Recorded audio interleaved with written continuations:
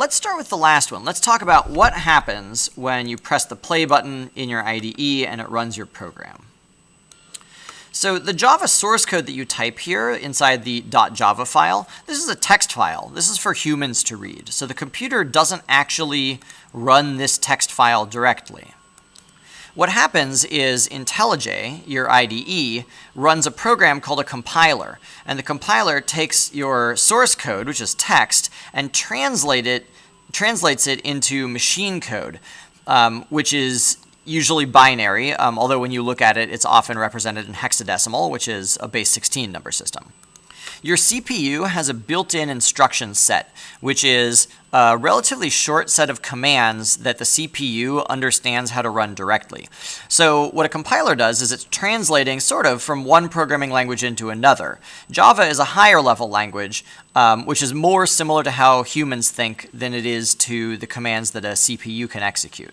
So the compiler will translate it directly into the command set that your CPU can run. To give you a sense of what this looks like, so on the left, this could be Java. So if bx is less than or equal to cx, then we'll assign some values to these other variables. On the right is an example of what's called assembly language. Assembly language is still written using characters that humans can read, but every single command here maps directly onto a command that a CPU can execute. So CMP means compare. And it's sort of like an if statement, but it can only compare two numerical variables. JA means jump if above, and next is a label. So you can sort of think about, this is saying if bx is less than or equal to cx, then do this stuff. Here we're saying if it's not the case that bx is less than or equal to cx, then we'll jump to next down here. Otherwise, we'll keep going. MOV stands for move a value into memory. So we're going to move the value 5 into AX and the value 6 into DX. So you see it's not that different in this particular code example. However, for things like loops, the assembly language would be much, much longer because assembly doesn't have a thing like a for loop. And I said that this was human readable. This is closer to what the CPU actually executes, but it's a human readable version of that. What the CPU actually executes is what's here on the left-hand side where it says machine code bytes.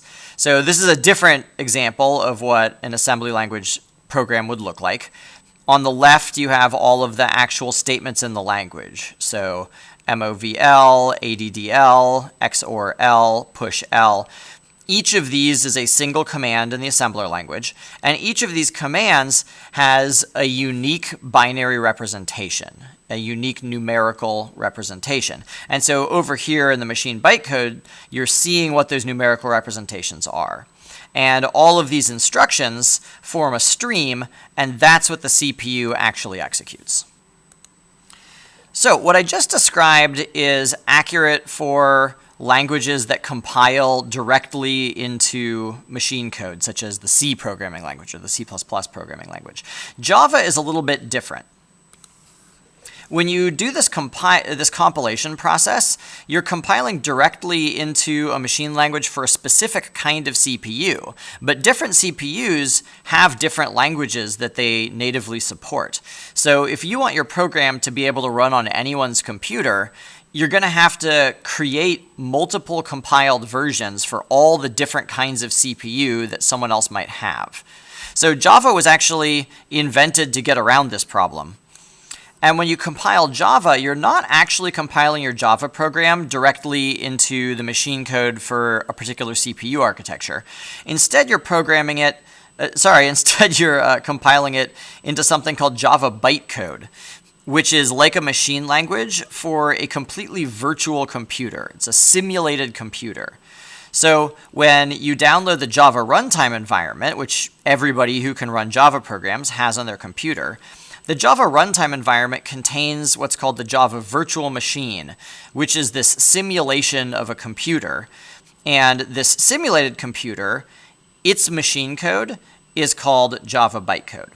So rather than compiling directly to your hardware CPU language, we're compiling to bytecode, and then the bytecode is run on this simulation of a computer, which is what your computer is actually running. So here we are back in IntelliJ. If you've ever looked inside your out folder here, you see, well, it's not listed. Here, let's do this. If you right-click, you can go to, where is it? Open in Explorer. On a Mac, I believe there's an item that says something like Reveal in Finder. But what you want to do is you want to open all the files for your project in whatever you use to navigate your file system. So here you see the Hello World project. Here's the files associated with it. If I go into the folder, you see that I've got a .idea folder, an out, and a source. And here's .idea, out, and source. Your computer may or may not display the .idea folder. Inside source, I've got my text file. That's the Java file. Inside out, there's a production folder, Hello World. You'll see I've got a .class file. What a .class file is, that's the compiled file that contains the Java bytecode, which your virtual machine actually runs. Using a special kind of editor called a hex editor, you can actually look at the contents of the class file. So I'm going to drag this into my hex editor here. And you can see that this is like the raw decoded bytes represented in hexadecimal, and then here's the decoded contents of the file. So you can see that some of our file decodes into human-readable characters, but a lot of it doesn't. So now we're ready to answer the question, what's an SDK? SDK stands for Software Developers Kit, and JDK is the Java Developers Kit.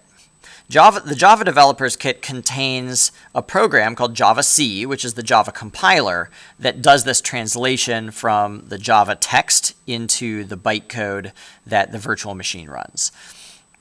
A Software Developer Kit, the SDK, is just a more general term that would refer to the compiler and other tools associated with a different programming language. So you could have an SDK for the C++ programming language, for example.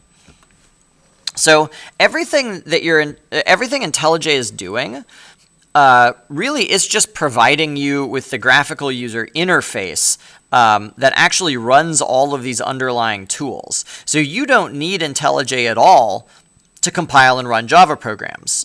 In fact, you don't need any IDE at all. You could just use a plain text editor like Notepad, and you could run Java-C directly from the command line. And that's actually an exercise I'm going to have everybody do in the third video in this series.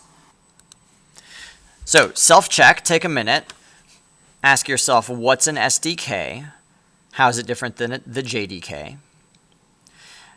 And see if you can say back what's the process that happens when you press play in the IDE. In the next video, we'll talk about the file system and about paths, so we'll come back to that one.